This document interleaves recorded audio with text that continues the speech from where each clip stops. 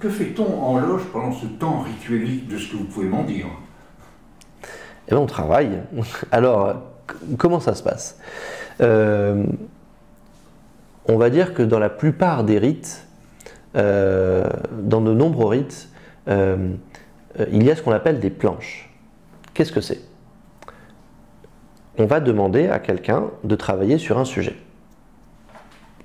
Quand il est arrivé à maturité de ses droits et devoirs maçonniques, il va pouvoir choisir son sujet tout seul.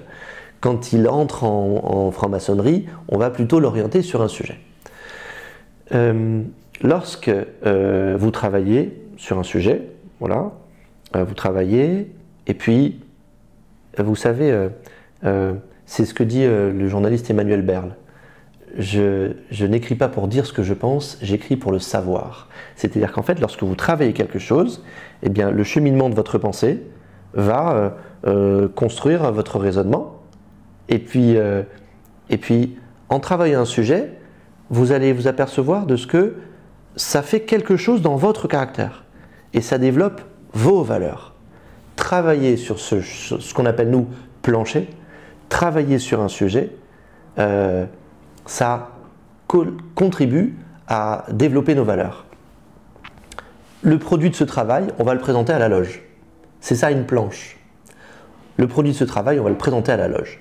Et lorsqu'on le présente à la loge, les gens écoutent le travail, et puis ensuite, ils vont contribuer sur le travail. C'est-à-dire, on va dire, tiens, ce que tu as dit, ça me fait penser à ça. Et moi, je le vois de cette manière-là. La personne qui a planché ce soir-là va nous enrichir du fruit de sa réflexion. Et nous, lorsque nous allons contribuer sur son travail, ça va enrichir sa manière de voir la chose et la manière de voir la chose de toutes les personnes qui sont autour.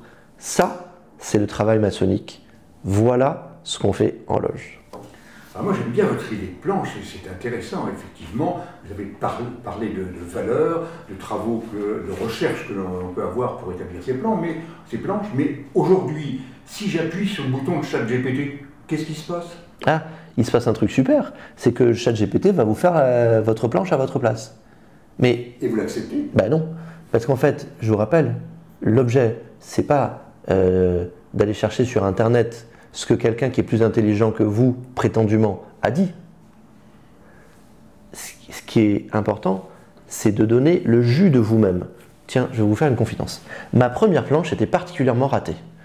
La première planche que j'ai faite, on m'avait demandé de travailler sur l'eau. Donc j'ai fait une planche sur l'eau. Alors comment j'ai fait? J'ai lu des livres, j'ai vu des documentaires, je suis allé chercher dans des magazines, j'ai même fait des entretiens.